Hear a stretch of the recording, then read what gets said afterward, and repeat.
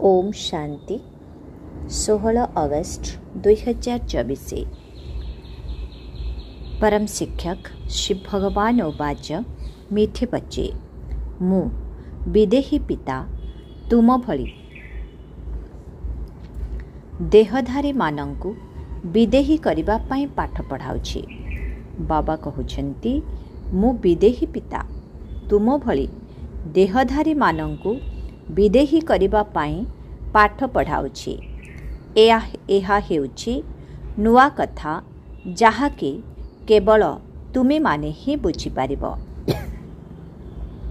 आजिर प्रश्न, बाबांकु गोटिए कथा को बारंबार बुझाइबार आवश्यकता काहीकि पड़ुछि? बाबांकु गोटिए कथा को बारंबार बुझाइबार आवश्यकता काहीकि पड़ुछि? उत्तर, काहीकि ना पिला माने बारंबार भूली जाउछंती। केही केही पिला कहउछंती बाबा तो सही कथा को बारंबार बुझाउछंती।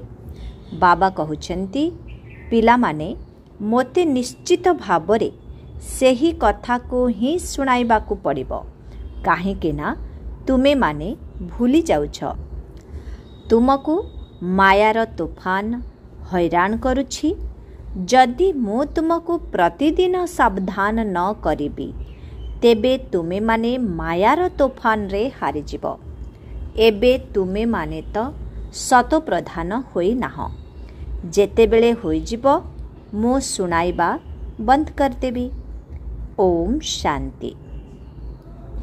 एहाकु विचित्र रूहानी ज्ञान मध्य कुहा जाए। नुआ दुनिया सत्य जुगरे मध्य देहधारी ही देहधारी को पाठ पढ़ाइबे।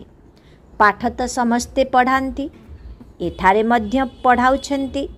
दुनिया रे देहधारी देहधारी को पढ़ाउछंती। एमिति केबे होई पारिबो नाही जे विदेही बाबा अथवा रूहानी पिता पढ़ाउथिबे। शास्त्र रे मध्य कृष्ण भगवान उवाच लेखि देइछंती। सी मध्य देहधारी होई गले। मनुष्य एही नुआ कथा शुणी द्वंद्वरे पड़ जाउछंती। तुम मानंक भितरे मध्य पुरुषार्थर क्रमानुसारे बुझुछंती जे रूहानी पिता आम आत्मा मानंकु पढ़ाउछंती। एहा हेउछि नुआ कथा। केवल एही संगमरे बाबा निजे आसी कहउछंती पिला माने मु एही ब्रह्मांक द्वारा तुमको पाठ पढ़ाउछि। सिए ही ज्ञानर सागर, शांतिर सागर, सबु आत्मांकर पिता अटंती। एहा बुझिबार कथा ना, काहीकि ना ए सब तो दृश्यमान नुहे। आत्मा ही हेउछि मुख्य एवं सिए ही अविनाशी अटे। शरीर तो विनाशी। वर्तमान से ही अविनाशी आत्मा आसी तुम मानंकु पढ़ाउछंती। जदिओ तुम सम्मुखरे साकार शरीरधारी को अर्थात ब्रह्मा को बसिबार देखुछ, किंतु तुमे जानिछ जे एही ज्ञान एही देहधारी देउ नाहंती। विदेही बाबा ही एही ज्ञान देउछंती। तेबे सिए किपरि देउछंती? से सबु कथा मध्य तुमे माने जानुछ। मनुष्य तो बहुत मुश्किल रे बुझुछंती। तुमको सेमानंकु बुझाई विश्वास जन्माइबा पाई केते परिश्रम करिबाकु पड़ुछि। सेमाने तो कहि देउछंती जे निराकारंकर कौनसी नाम रूप देश काल ही नाही। वर्तमान सेही पिता निजे बसी पढ़ाउछंती। कहउछंती मु हेउछि सब आत्मा मानंकर पिता, जाहाकु तुमे देखि पारु नाह। केवल जानुछ जे सिए विदेही अटंती, ज्ञानर सागर, स्नेहर सागर अटंती। तेबे सिए किपरि पढ़ाइबे? बाबा निजे बुझाउछंती मु किपरि आसुछि, काहार आधार नेउछि। मु काहा गर्भरु जन्म नेउ नाही। मु केबे मनुष्य किंबा देवता हेउ नाही। देवता मध्य शरीर धारण करुछन्। मु तो सर्वदा अशरीरी, केवल मोर ही ड्रामा रे एही पाठ निर्धारित अछि जे मु केबे पुनर्जन्म रे आसु नाही। तेणु एहा बुझिबार कथा ना, मु काहाको दृश्यमान हुए नाही। सेमाने तो भावुछन्ति कृष्ण भगवान उवाच, भक्ति मार्ग रे देख रथ किभଳି तयारी करिछन्ति। बाबा कहुछन्ति, पिलामाने तुमे द्वंद्वरे पड़ुनाह तो, जदि किछि बुझी पारुनाह तेबे आसी बाबांक निकटरू बुझ। एमिति तो न पचारिले मध्य बाबा सबु किछि बुझाई देउछन्ति। तुमको किछि भी पचारिबार आवश्यकता पड़ुनाही। मु एही पुरुषोत्तम संगम जुगरे ही अवतार नेउछि। मु एही पुरुषोत्तम संगम जुगरे ही अवतार नेउछि। मोर जन्म मध्य विचित्र अटे। तुममानंकु मध्य आश्चर्य लागुछि जे बाबा केते बड़ परीक्षा रे उत्तीर्ण कराई देउछन्ति। बहुत श्रेष्ठ अर्थात विश्वर मालिक कराइबा पाई पढ़ाउछन्ति। एहा आश्चर्यर कथा ना। हे आत्मा माने, प्रत्येक 5000 वर्ष परे मु तुमर सेवा करिबा पाई आसुछि। आसी आत्मा मानंकु पढ़ाउछि ना। कल्प कल्प कल्पर संगम जुगरे तुम मानंक सेवा पाई आसुछि। अधा कल्प धरी तुमे डाकी आसिछ, हे बाबा, हे पतित पावन आस। कृष्णंकु केही पतित पावन कुहन्ति नाही। पतित पावन परम पिता परमात्मांकु ही कुहन्ति। तेबे बाबांकु मध्य पतित मानंकु पवित्र करिबा पाई आसीबाकु पड़िबो। सेथिपाई तांकु अकाल मूरत सत्य बाबा, अकाल मूरत सत्य शिक्षक, अकाल मूरत सतगुरु कुहा जाए।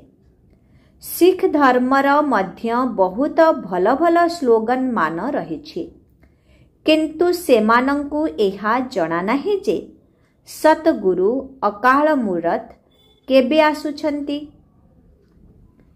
किंतु सेमानंकु एहा जଣା नाही जे सतगुरु अकाल मूरत केबे आसुछन्ति। एहा मध्य गायन रहिछि, मनुष्य से देवता किए करत न लागी वार। तेबे सिए केबे आसी मनुष्य को देवता कराउछन्ति। से समस्तंकर सद्गति दाता। ए कथारे पक्का पक्का निश्चय हेबा आवश्यक। से आसी कौन कहुछन्ति? केवल कहुछन्ति मन मना भव। केवल तार अर्थ ही बुझाउछन्ति, अन्य कौनसी भी अर्थ बुझाउ नाहन्ति। तुमको सतगुरु अकाल मूरत एही ब्रह्मांक शरीर रे आसी बुझाउछन्ति जे निजको आत्मा निश्चय कर। तेबे ए कथा बुझिबा उचित। तुम संतान मानंकर सेवारे अर्थात तुमको विश्वर मालिक करिबा पाई बाबांकु धरापृष्ठ को आसीबाकु पड़ुछि। बुझाउछन्ति, हे आत्मिक संतान माने, तुमे पूर्वरु सतो प्रधान थिल, पुणी तमो प्रधान होइगल। एही सृष्टिर चक्र घूरी चलीछि ना। पवित्र दुनिया एही देवता मानंकर ही थिला। तेबे सेमाने सबु कुआडे गले? एहा काहाको मध्य जଣା नाही। समस्ते द्वंद्वरे पड़िछन्ति। बाबा आसी तुम मानंकु बुद्धिमान कराउछन्ति। कहुछन्ति, पिलामाने मु तो कल्परे थरे मात्र आसुछि। पवित्र दुनिया को मु काहीकि आसीबी? सेठाकु तो काल आसीबो नाही। आउ बाबा तो काल मानंकर काल अटंती। तांकु सत्य जुगरे आसीबार आवश्यकता नाही। सेठाकु काल मध्य आसुनाही, तेणु महाकाल मध्य आसुनाहांती। सिए आसी सबु आत्मा को साथी रे नहीं जाउछन्ते। तुमे समस्ते खुशी रे साथी रे जाउछ ना? कहूछ हाँ बाबा, आमे खुशी खुशी रे जीवा पाए प्रस्तुत अछु। सेथिपाई तो आमे आपणंकु डाकिथिलु जे एही पतित दुनियारू आमकु भाया शांतिधाम पवित्र दुनिया को नहीं चल। तुमे पिला माने एही कथा को घड़ी घड़ी भूली जाओ नाही, किंतु माया शत्रु छिड़ा होइछि आउ घड़ी को घड़ी भुलाई देउछि।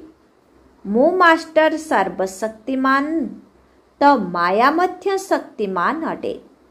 सिए मध्य अधा कल्प धरी तुम उपरे राजत्व करुछि, सबु कथा भुलाई देउछि। सेथिपाई बाबांको प्रत्येक दिन आसी बुझाइबाकु पड़ुछि। जदि प्रत्येक दिन जाग्रत कराइबे नाही, तेबे माया बहुत क्षति करिदेब। एहा पवित्र एवं अपवित्रर खेल। तेणु बाबा कहउछन्ति निजर चालीचलन सुधारिबाकु हेले प्रथमे पवित्र हुआ। दुनिया रे काम विकार पाई केते झगड़ा हेउछि। बाबा कहउछन्ति एबे तुमको ज्ञानर तृतीय नेत्र मिलिछि, तेणु केवल आत्मा को ही देख। एही स्थूल नेत्र द्वारा ही देख एही स्थूल नेत्र द्वारा देख ही नाही। आमे सबु आत्मा भाई भाई अटु। तेणु विकारग्रस्त किपरि हेबु? आमे अशरीरी होई आसिथिले, पुणी अशरीरी होई घर को फेरीजिबु। आत्मा सतोप्रधान होई आसिथिला, पुणी सतोप्रधान होई निज मिठा घर को चलीजिब। तेणु मुख्य कथा हेउछि पवित्रतार। मनुष्य कहउछन्ति प्रत्येक दिन सेही गोटिए कथा बुझाउछन्ति, एहा तो ठीक, किंतु जहा बुझा जाउछि ताहा पालन करिबा दरकार ना। निज भितरे धारण करिबा पाई बाबा प्रत्येक दिन बुझाउछन्ति, किंतु केही सेही अनुसारे धारण करू नाहंती। तेणु तांकु प्रत्येक दिन बुझाइबाकु पड़ुछि। पिलामाने कौन एपरी कहउछन्ति कि बाबा आपण जेउ कथा प्रत्येक दिन बुझाउछन्ति ताकु आमे भल भाबरे बुझिगलुनी। एबे आमे तमो प्रधानरु सतो प्रधान होई जिबु। आपण मुक्त होई गले एभली कहूछ कि? तेणु बाबांकु प्रत्येक दिन बुझाइबाकु पड़ुछि। कथा तो गोटिए, किंतु केही धारण करू नाहंती। बाबांकु ही मने पकाउ नाहंती। कहउछन्ति बाबा घड़ी घड़ी भूली जाउछु। पिलामानंकु मने पकाई देबा पाई बाबा बारंबार कहि चलिछन्ति। तुमे मध्य प्रत्येकंकु एहा बुझाओ जे निजकु आत्मा निश्चय करी परमात्मांकु मने पकाओ, तेबे तुमर पाप कटिजिब। एथिपाई आउ कौनसी उपाय नाही। बाबा आरंभ एवं शेषरे एही कथा ही कहउछन्ति। जोग आधार रे सतो प्रधान हेबार अछि।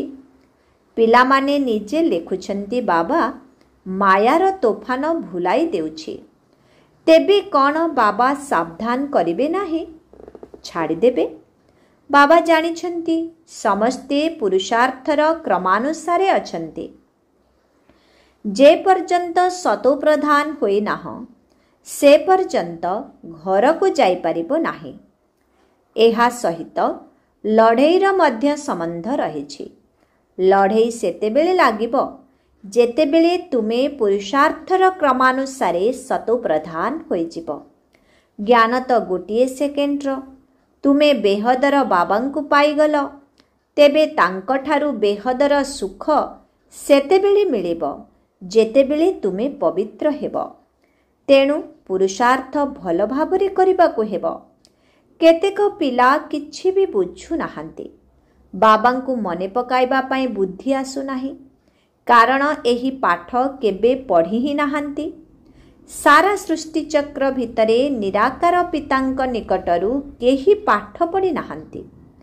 ତେବେ ଏହା ନୂଆ କଥା ହେଲା ନା। ବାବା କହୁଛନ୍ତି, ମୁଁ ତୁମକୁ ସତ ପ୍ରଦାନ କରିବା ପାଇଁ ପ୍ରତି 5000 ବର୍ଷ ପରେ ଆସୁଛି।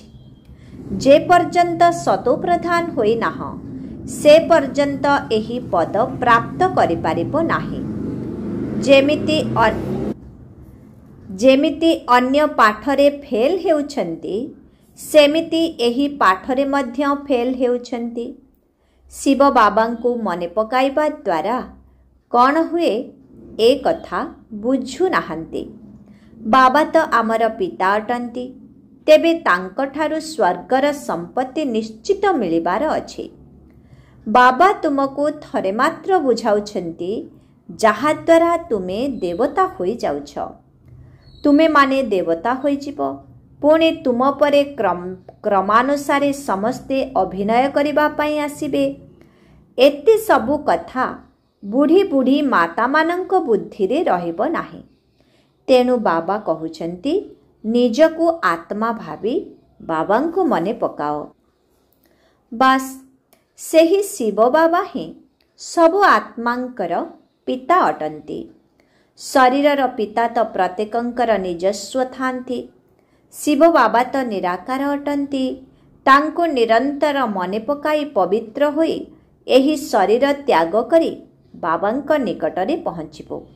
ବାବା ତ ବହୁତ ବୁଝାଉଛନ୍ତି, କିନ୍ତୁ ସମସ୍ତେ ଏକାଭଳି ବୁଝୁନାହାନ୍ତି, କାରଣ ମାୟା ଭୁଲାଇ ଦେଉଛି। ଏହାକୁ ଯୁଦ୍ଧ କୁହାଯାଏ। ବାବା ଆସି କେତେ ଭଲ ଭାବରେ ବୁଝାଉଛନ୍ତି, କେତେ କଥା ମନେ ପକାଇ ଦେଉଛନ୍ତି। କହୁଛନ୍ତି, ମୁଖ୍ୟ ଯେଉଁ ସବୁ ଭୁଲ ହୋଇଛି ପ୍ରଥମେ ସେଗୁଡ଼ିକର ତାଲିକା ପ୍ରସ୍ତୁତ କର। ମୁଖ୍ୟ ଭୁଲ ହେଉଛି ଭଗବାନ ସର୍ବବ୍ୟାପୀ ଅଟନ୍ତି।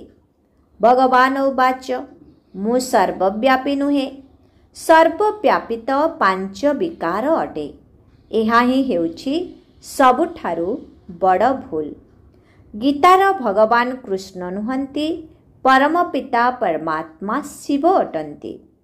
ପ୍ରଥମେ ଏହି ଭୁଲ ଗୁଡ଼ିକୁ ସୁଧାର, ତେବେ ଯାଇ ଦେବତା ହେବ। କିନ୍ତୁ ଏପର୍ଯ୍ୟନ୍ତ କୌଣସି ସନ୍ତାନ ଲେଖିନାହାନ୍ତି ଯେ ମୁଁ ଏଭଳି ଅନ୍ୟମାନଙ୍କୁ ବୁଝାଇଲି। ଏହି 5 ଭୂତ କାରଣରୁ ହିଁ ଭାରତ ପବିତ୍ରରୁ ପତିତ ହୋଇଛି। ଏସବୁ ମଧ୍ୟ କହିବାକୁ ପଡ଼ିବ। ଭଗବାନ ସର୍ବବ୍ୟାପୀ କିପରି ହୋଇପାରିବେ? ଭଗବାନ ତ ଜଣେ ଅଟନ୍ତି, ଯିଏକି ପରମ ପିତା, ପରମ ଶିକ୍ଷକ, ପରମ ସତଗୁରୁ ଅଟନ୍ତି। କୌଣସି ଦେହଧାରୀଙ୍କୁ ପରମ ପିତା, ପରମ ଶିକ୍ଷକ, ପରମ ସତଗୁରୁ କହିପାରିବା ନାହିଁ। କୃଷ୍ଣ ତ ସାରା ସୃଷ୍ଟିରେ ସବୁଠାରୁ ଶ୍ରେଷ୍ଠ ଅଟନ୍ତି। ଯେତେବେଳେ ସୃଷ୍ଟି ସତୋପ୍ରଧାନ ହେଉଛି, ସେତେବେଳେ କୃଷ୍ଣ ଆସନ୍ତି। ପୁଣି ସତୋ ଅର୍ଥାତ୍ ତ୍ରେତୟାରେ ବାବା କହୁଛନ୍ତି, ଯେତେବେଳେ ସୃଷ୍ଟି ସତୋପ୍ରଧାନ ହେଉଛି ସେତେବେଳେ କୃଷ୍ଣ ଆସନ୍ତି। ପୁଣି ସତୋ ଅର୍ଥାତ୍ ତ୍ରେତାରେ ରାମ ଆସନ୍ତି। ପୁଣି ଅନ୍ୟମାନେ କ୍ରମାନୁସାରେ ନିଜ ନିଜ ସମୟରେ ହିଁ ଆସିବେ। ଶାସ୍ତ୍ରରେ ଦେଖାଇଛନ୍ତି, ଭଗବାନ ସମସ୍ତଙ୍କର ବିକାରକୁ ଅର୍ଥାତ୍ ବିଷକୁ ପାନ କରିବାରୁ ତାଙ୍କର ଗଳା ହିଁ କଳା ହୋଇଗଲା। କିନ୍ତୁ ଏବେ ବୁଝାଇ ବୁଝାଇ ଗଳା ଶୁଖିଯାଉଛି। କଥା କେତେ ଛୋଟିଆ, କିନ୍ତୁ ମାୟା କେତେ ଶକ୍ତିଶାଳୀ ଅଟେ। ତେଣୁ ପ୍ରତ୍ୟେକ ନିଜକୁ ପଚାର, ମୁଁ ଏହିଭଳି ଗୁଣବାନ ସତୋପ୍ରଧାନ ହୋଇଛି? ବାବା ବୁଝାଉଛନ୍ତି, ଯେ ପର୍ଯ୍ୟନ୍ତ ବିନାଶ ହୋଇନାହିଁ ସେ ପର୍ଯ୍ୟନ୍ତ ତୁମେ କର୍ମାତୀତ ଅବସ୍ଥାକୁ ପ୍ରାପ୍ତ କରିପାରିବ ନାହିଁ। ଭଲେ କେତେ ବି ବୁଝାଅ, ସାରା ସମୟ ଶିବ ବାବାଙ୍କୁ ମନେ ପକାଅ, ଆଉ କୌଣସି ବ୍ୟର୍ଥ କଥାବାର୍ତ୍ତା କର ନାହିଁ।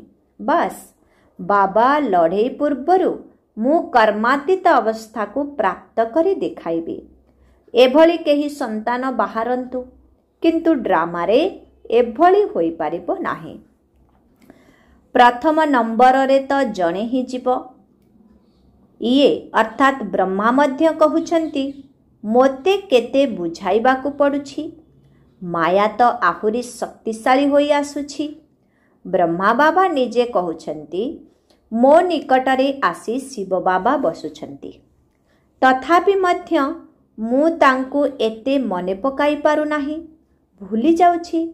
भाबुछि मो साथी रे बाबा अछंती, किंतु मोते मध्य तुम मानंक भଳି बाबांकू मने पकाइबाकू पड़ुछि। एमिति नुहे मु तो साथी रे अछि, एथिरे ही खुशी होई जिबी ना। शिव बाबा मोते मध्य कहउछंती निरंतर मोते मने पकाओ, तुमे साथी रे अछ, तेणु तुमे शक्तिशाली अट। तुमको तो आहुरी अधिका तोफान आसीबो, नचेत पिलामानंकु किपरि बुझाई पारिबो। ए सबु तोफान तो तुमको पास करिबाकू हेबो। मु शिव बाबांकर अति निकटरे रही मध्य कर्मातीत अवस्था को प्राप्त करि पारु नाही, तेबे अन्य माने किपरि होई जिबे? एही लक्ष्य बहुत उच्च। ड्रामा अनुसारे समस्ते पुरुषार्थ करे चलीछन्ते। केही एभଳି चेष्टा करी देखाऊ जे बाबा मु आपणंक ठारू आगुआ कर्मातीत अवस्था को प्राप्त करी एही भली देवी देवता होई देखाइबे, किंतु एभଳି होई पारिबो नाही। एही ड्रामा पूर्व प्रस्तुत अटे। तुमको बहुत पुरुषार्थ करिबाकू हेबो। मुख्य कथा हेउछि चरित्रर। देवता मानंकर चरित्र एवं पतित मनुष्य मानंकर चरित्र मध्यरे केते प्रभेद रहिछि।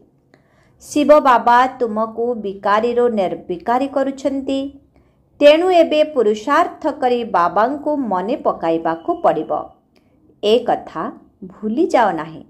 बाकी अबला माता कन्या माने परर अधीन होई जाइछन्ति, अर्थात रावणर कबଳରେ अछन्ति। तेबे सेमाने कौन करि पारिबे? तुमे संतान माने राम अर्थात ईश्वरंक अधीन रे अछ। सेमाने रावणर अधीन रे अछन्ति। वर्तमान परस्पर मध्यरे युद्ध चालुछि, बाकी राम एवं रावण भितरे युद्ध चालू नाही। बाबा प्रत्येक दिन तुम मानंकु भिन्न भिन्न प्रकार रे बुझाउछन्ति। कहउछन्ति मिठा मिठा पिला माने निजको सुधारी चल। प्रत्येक दिन राति रे निजर दिनचर्या देख। मु सारा दिन भितरे प्रत्येक दिन राति रे निजर दिनचर्या देख। सारा दिन भितरे मु कौनसी आसुरी व्यवहार करे नाही तो। बगीचारे फूल गुड़िक क्रमानुसारे तो होई थांती, दुईटी फूल एका भली होई पारिबो नाही। सेही भली सबु आत्मांकु निज निजर पाठ मिलिछि। प्रत्येक अभिनेता निजस्व अभिनय करुछन्ति। बाबा मध्य एठाकु आसी निजर स्थापनार कार्य संपूर्ण करुछन्ति। प्रत्येक 5000 वर्षरे थरे आसी विश्वर मालिक कराउछन्ति। सीए बेहदर बाबा अटंती ना, तेणु निश्चित नुआ दुनियार संपत्ति देबे। अच्छा, मिठे मिठे शिखी लधी संतान मानंक प्रति मात पिता बाप दादांकर मधुर स्नेह भरा स्मृति एवं सुप्रभात। आत्मिक पितांकर आत्मिक संतान मानंकु नमस्ते। आत्मिक संतान मानंकर आत्मिक पितांकु ओम शांति। नमस्ते नमस्ते नमस्ते नमस्ते। ओम शांति। धारणा पाई मुख्य सार 1 नंबर। ज्ञानर तृतीय नेत्र द्वारा आत्मा को ही देखिबार अछि, शारीरिक नेत्र द्वारा देखिबार ही नाही। अशरीरी हेबार अभ्यास करिबार अछि। 2 नंबर। बाबांकर स्मृति द्वारा निजर दैवी चरित्र निर्माण करिबाकू हेब। निजर हृदय को पचारिबाकू हेब जे मु केते दूर गुणवान हेलिनी, मु सारा दिन भितरे केबे भी आसुरी व्यवहार करि नाही तो। आजिर वरदान, सर्वदा केयरफुल अर्थात जत्नवान रही मायार राजकीय रूपर छाया ठारू सुरक्षित रहुथिबा माया प्रूफ भव। सर्वदा केयरफुल अर्थात जत्नवान रही मायार राजकीय रूपर छाया ठारू सुरक्षित रहुथिबा माया प्रूफ भव। वर्तमान समय रे माया प्रकृत ज्ञान को बा हृदबोध करिबार शक्ति को लुचाई दे भूल को ठीक अनुभव कराई देउछि। जेपरि केही जदि काहाकू जादू मंत्र करि दिए तेबे से तार अधीन होई जाए। सेही परि राजकीय रूपर माया प्रकृत सत्य को बुझिबाकू देउनाही। सेथिपाई बापदादा विशेष ध्यान देबा उपरे बहुत गुरुत्व देउछन्ति। तुमे माने एभली केयरफुल रुह जहाँकि मायार छाया ठारू सुरक्षित रही माया प्रूफ अर्थात मायार प्रभावरु मुक्त होई जाओ।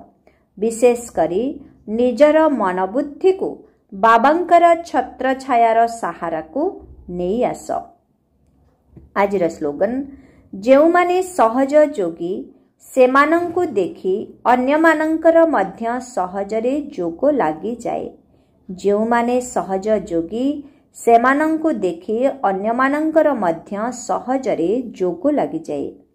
ओम शांति।